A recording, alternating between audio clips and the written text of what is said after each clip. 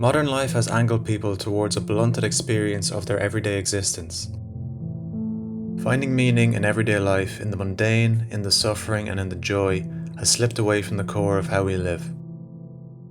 Daily monotony, along with ease of access to numbing agents like technology, fast food, and substances, have facilitated a diversion away from the deep connection with the self and with others. For many, this gives rise to an internal void, a vast emptiness where meaning should be. Popular Austrian psychiatrist Viktor Frankl named this void the Existential Vacuum. Viktor Frankl has rightfully earned his place as an authority figure when it comes to finding meaning. Frankl was a Jewish psychiatrist who survived concentration camp imprisonment. Amid some of the harshest conditions a human being could endure, Frankl put his psychological theories and observations to the test. Frankl's experiences in the Nazi concentration camps exposed the true depths of the human soul. This further grounded his core beliefs about the human condition, that meaning is a fundamental need which can be found even in the darkest and most hopeless of places. This is explored extensively in his book Man's Search for Meaning. Frankl suggested that humans have an innate power to choose their reaction to any given circumstance. Even in the midst of intense suffering, one may remain brave, dignified, and unselfish, or in the bitter fight for self-preservation, he may forget his dignity and become no more than an animal. There is much we cannot control, but what we do with the circumstances presented to us is where meaning and agency can occur. When faced with difficult times, it can be easy to give in and simply wish away the hardship. But as a wise Tolkien wizard once said, so do all who live to see such times. But that is not for them to decide. All we have to decide is what to do with the time that is given to us. Although Frankl's scenario is an acutely extreme circumstance, his ideas can translate to typical modern-day existence. The fact that Frankl's ideas could withstand in such extraordinary conditions is a testament to their application.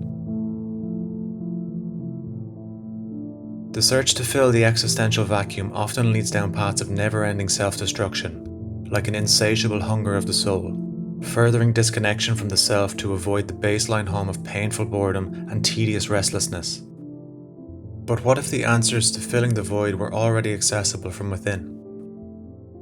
Perhaps the void is serving a purpose internally, like a desperate plea to live authentically and with meaning. Frankl coined the term new dynamics to label this internal call to purpose. It can be described as an internal tension between who you are and who you are meant to be.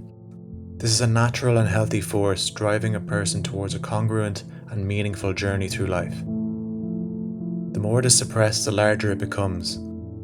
Perhaps by looking inward and connecting to the deeper layers of our internal landscape, one could begin to close this gap. Nature has designed us to yearn for a sense of emotional homeostasis.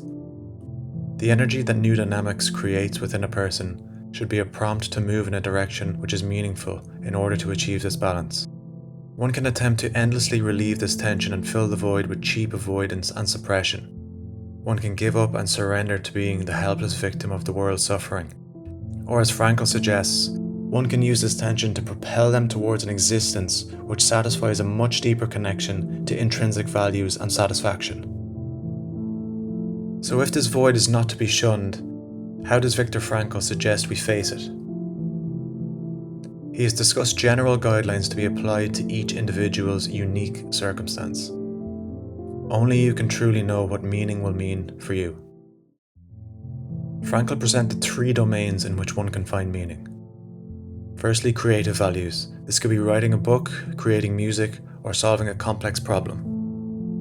Secondly, experiential values, like watching a sunset or sharing a heartfelt moment with a loved one, surrendering to the present moment and giving into immediate experience without the need to do or achieve something.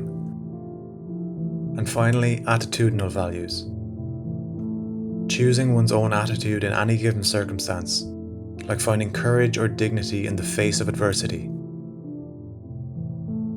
Success in and of itself should not be the sole purpose of finding meaning, nor should happiness. This pursuit will never be satisfied. It should be a byproduct of acting authentically in accordance with one's innermost values, rather a pursuit to uncover one's intrinsic capacity to connect with existence in their own unique way. It is within this process that meaning is met, not at a destination. Self-actualization is not the goal.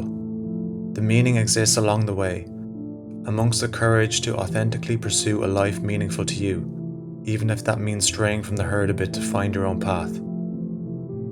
There are many pressures to follow the straight and trodden path, to be normal and to do what is expected of you. But the normal path is not right for everyone. You are always free to choose and acknowledge your own internal meaning. This is something that cannot be taken from you, and you must choose the path that is right for you. In Man's Search for Meaning, Frankl presents an interesting thought experiment. Imagine this was your second go at your life. Knowing what meaning you should have followed the first time, what would you choose not to ignore now?